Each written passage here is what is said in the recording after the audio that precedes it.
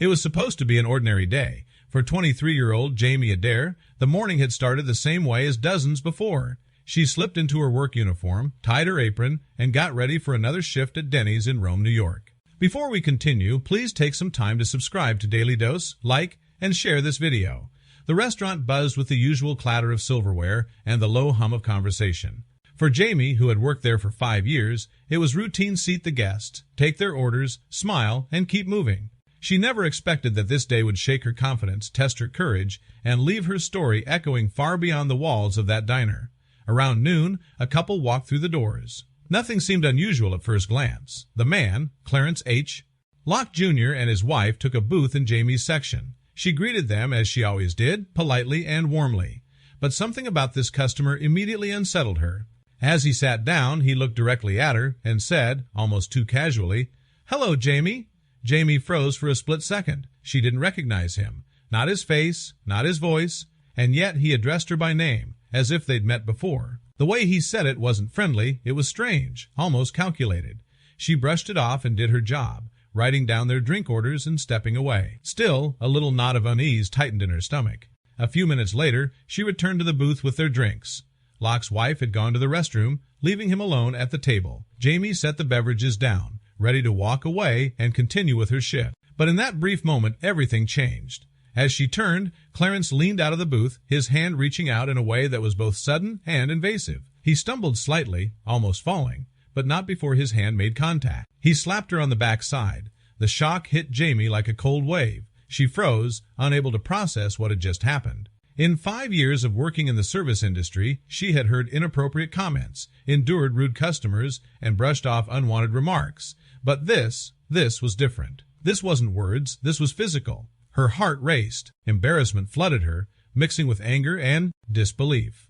She walked straight to her manager and reported what had happened. Within moments, the manager approached Locke and told him to leave the restaurant. Customers nearby glanced up, sensing something had gone wrong, but no one spoke. Jamie, standing off to the side, felt a heaviness settle in her chest. "It made me feel embarrassed, degraded, like I had done something wrong," Jamie later explained. "But I know I didn't do anything wrong. I did not deserve that." What Locke didn't realize in his brazen act was that the entire incident had been captured on the restaurant's CCTV cameras. The proof was there, undeniable. And as soon as authorities were notified, his day and his freedom began to unravel. By the end of that same day, police identified Clarence H. Locke Jr. and arrested him. He was charged with forcible touching, a Class A misdemeanor that carried the weight of jail time or probation.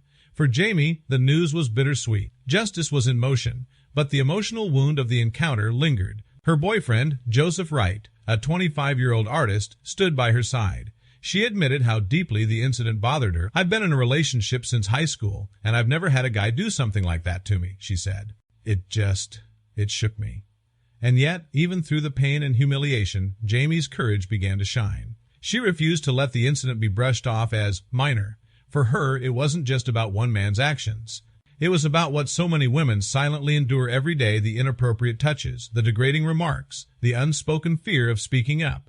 This time, Jamie decided she wouldn't stay silent. The security footage left no room for doubt. Within hours of the incident, Clarence H. Locke Jr. was facing consequences he likely hadn't imagined when he walked into that diner.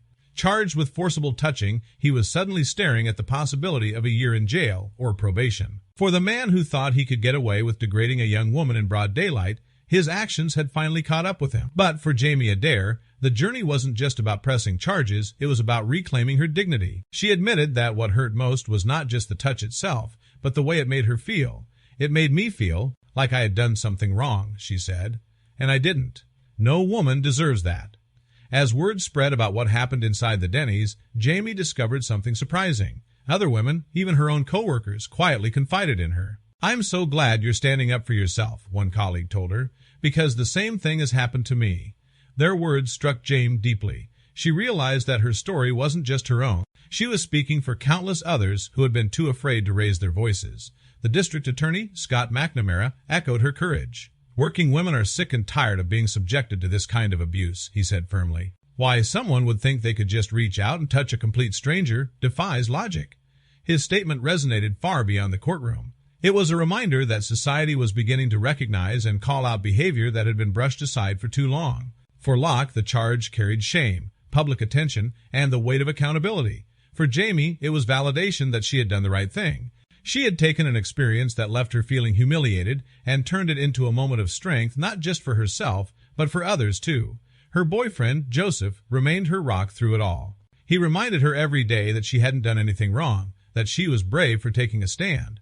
Jamie leaned on him and her loved ones as she slowly processed what happened. The emotional scar was real, but so was the pride she began to feel for refusing to let it go unnoticed. And while Clarence Locke's future was left in the hands of the justice system, Jamie's future held something far greater: resilience. She learned that silence only protects the guilty, while courage empowers the innocent. By speaking out, Jamie transformed from a victim into an advocate. She became living proof that no matter how small or minor someone tries to make harassment seem, it matters. It hurts, and it deserves to be addressed. Her story spread, touching the lives of countless women and men who had felt powerless in similar situations. Jamie had unknowingly become a voice for them all, reminding the world that no job, no uniform, and no circumstance ever makes someone fair game for harassment.